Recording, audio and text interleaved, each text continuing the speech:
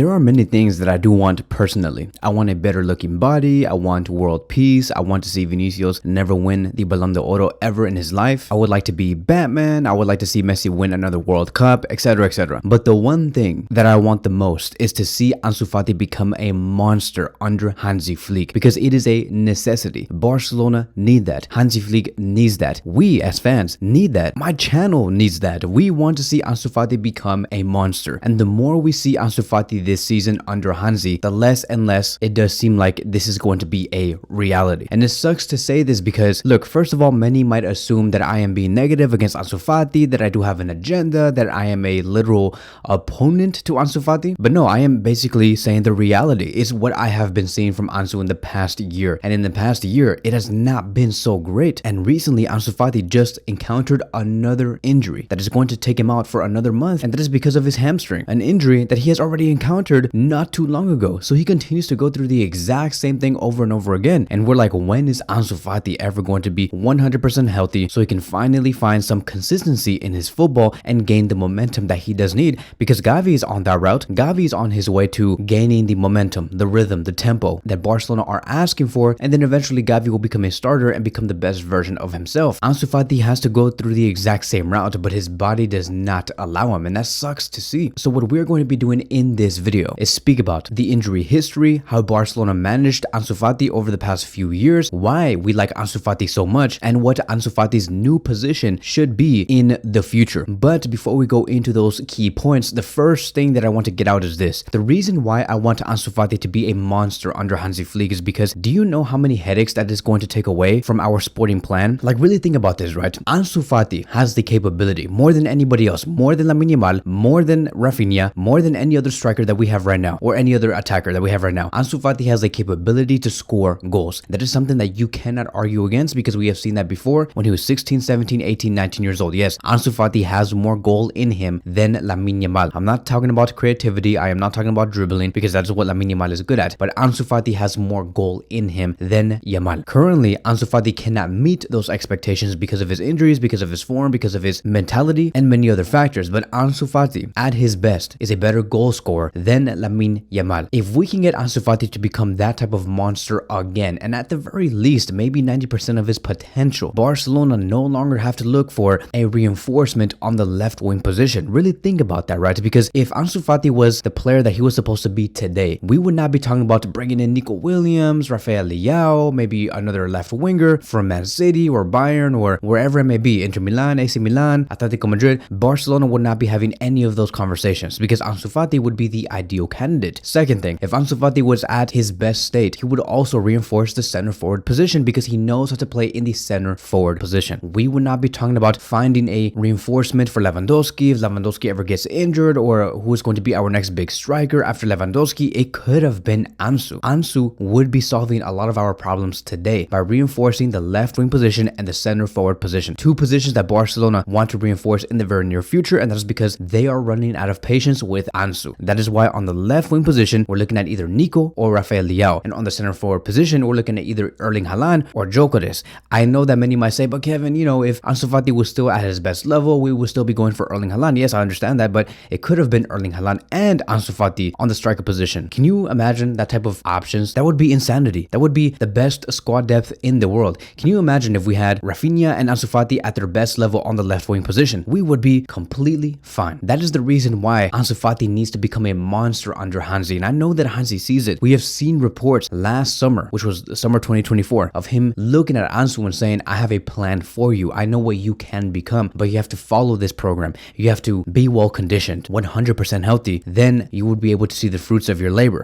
Hansi Flick has the plan to use Ansu as a center forward and also play as a left winger. He does count on him, but Ansu Fati does not meet Hansi Flick halfway. Because let me tell you, like, bro, we have seen Hansi Flick upgrade Rafinha, upgrade Lamine Yamal, Lewandowski, Pedri, Casado, Alejandro Balde, everybody, Kubarsi, Inigo Martinez, everybody has upgraded. Even in Inaki Peña, like Inaki Peña was getting so much smack in the past few months, and everybody was saying, we're finished, Ter Stegen is gone, Inaki Peña is not going to do anything, all he does is just let balls go through him, and it's just over. But then, I don't know if you guys have noticed, in the past 3 to 4 matches, Inaki Peña has been brilliant, stopping shots, very composed with the ball when he has to make passes. Hansi Flick has that type of trait in him. He's the type of coach that can maximize you, no matter who you are. Hansi Hansi Flick for sure can get the best out of Ansu, but the reason why Ansu is not where he is supposed to be at today is because he doesn't meet Hansi Flick halfway. And so it is up to Ansu Fati to reignite his career, or eventually Barcelona is going to have to make decisions. And so let's talk about the injury history, right? He has been impacted so much through injuries. The most serious one had to be his meniscus, which is the knee injury that he suffered against Real Betis on November 2020. I wished that a time machine existed today, because I would have gone into that time machine, go back to that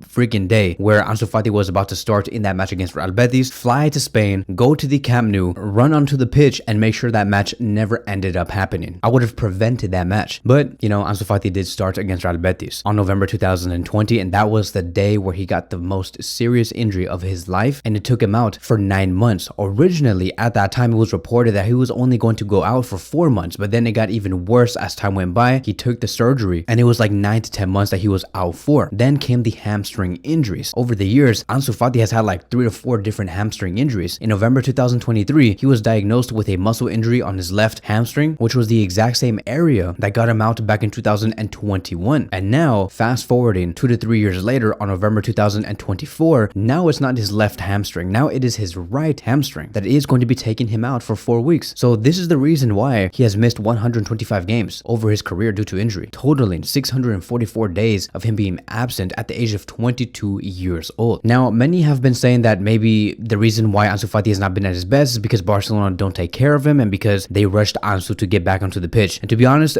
I would say I kind of do agree, but that's mainly because Barcelona had no other options during the times that he was getting injured, because it's not like Barcelona could have gone into the market and signed a player for around 60 to 75 million euros, right? They couldn't do that. They had to rely on whatever they had in their squad because Barcelona were broke. So it's not really their fault. But yes, it is true that in some capacity, I would say that Ansu Fati was being forced back into the team. Like, trust me, there is a reason why Hansi Flick is not really forcing Ansu Fati to do anything. Like, he's only giving him 5 to 10 minutes per match. Unfortunately, he still got injured, but you can see that Hansi Flick is taking a different approach because he probably saw how he was being treated by Barcelona between 2020 and 2022. But it is just a shame because Fati, when he made his debut back in 2019, he quickly broke a lot of records. But it is just the injuries that led towards him not playing much, and then eventually he got loaned out in the 2023-2024 season because Barcelona could not really deal with him. And he went to Brighton. He did not really perform at his best. I think that he scored only 4 goals and provided 1 assist. Barcelona wanted for him to regain his form and fitness at Brighton, but not even De Zerbi could have trusted him because there were so many games in that season where he did not play even though he was available. De Zerbi clearly wanted Ansu Fati to regain the explosiveness, but us as fans, when we were analyzing him play at Brighton, you can clearly see that his explosiveness was not there, and we still see that today. And that was one of the reasons why we even fell in love with him in the first place back in 2019 and 2020s, because when he first emerged and he made that debut at age 16 years old, you can clearly see why he was special. It was because of his explosive pace, his technical ability, his versatility to play across the forward line. It made him a very exciting prospect, and once again breaking records, scoring goals in the Champions League, scoring goals in La Liga. Everybody said that he was the potential successor to Messi, and not because he had the exact same playing style, but because Ansu Fati was showing a great level at such a young age. If anything, if you want to compare him to any other player, I would say Eto'o. He was the next or second coming of Eto'o. Eto'o was a great goal scorer, somebody that you could not even like take down.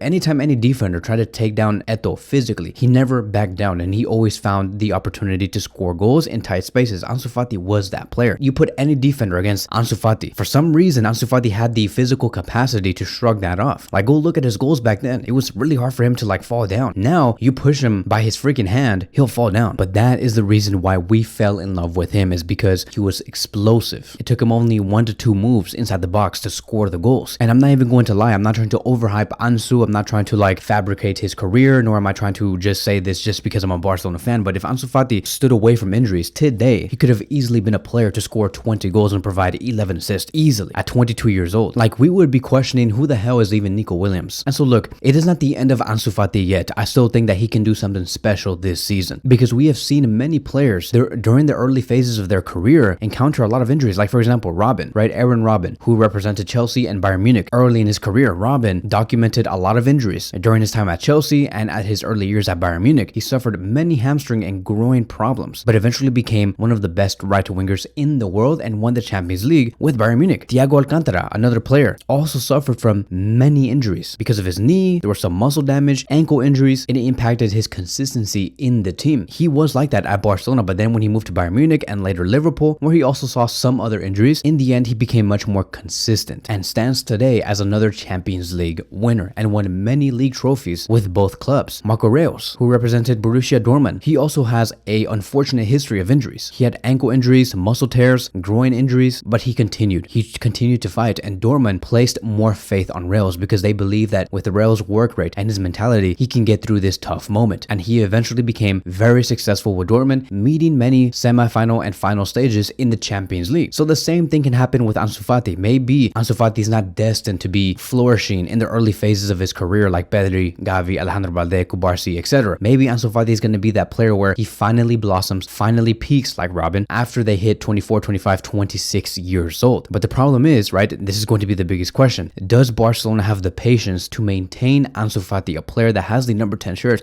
a player that does get paid 9 to 12 million euros a season? Do they have the patience? We'll see. So let's discuss some options on what Barcelona could do after this season. Point number one, they can just loan him out again. Maybe they say, Ansu Fati, you know, you've been good, you've been okay, you scored a couple of goals here and there, but we're going to loan you out because we want to welcome new players in and we don't have the time for that. If he does get loaned out, I hope that he can go to a team like, let's just say, Real Betis. Because to be honest, when I see Vitor Roque at Real Betis, he's also doing really good. And Ansu Fati would have more time and playing time to play in La Liga, which would really help Barcelona in the long run. I do not want to see him go to the Premier League at all. Like, I just don't think that it is his type of game. So I would have him get loaned out to a Spanish team. And if not, to go to a Italian team, like maybe AC Milan or Inter Milan. Option number two, we sell him in the summer. This one is going to be tricky because there is a huge pro on this. We sell him and we save a lot of money on the wage bill because he does earn a lot of money. Barcelona are going to always be very interested on stabilizing their financial situation, always. And so there's always going to be that positive of selling Ansu and welcoming new players in. But the con to this is that what if he does become that exceptional player when he hits 24 or 25 years old? What if he ends up being a player that can score 30 to 40 goals a season? That would really suck. And I know that the backlash is going to be insane. Everybody's going to be saying, oh my God, Barcelona blew it. They're finished. They sold Ansu Fati and now he's one of the best goal scorers in the world. They should have been more patient. And many might say this is going to stain Joan Laporta's public image and just a bunch of BS, right? But yeah, that is going to be one of the options. And then option three would be to just keep him. Not do anything. Don't loan him out. Don't sell him. Just keep him and have more faith on him. I believe that this is probably going to be maybe the best situation for Fati himself because he is familiar with the environment of Barcelona. He can recover from a mental standpoint, continue to show him why we have faith in him, and overall reducing the stress on him by also not trying to adapt to a new club. And maybe he can finally reclaim his form and gain full fitness. The only con to this, of course, like always, is that he does not do anything. Like, he still underperforms, he scores no goals, continues to get injured, and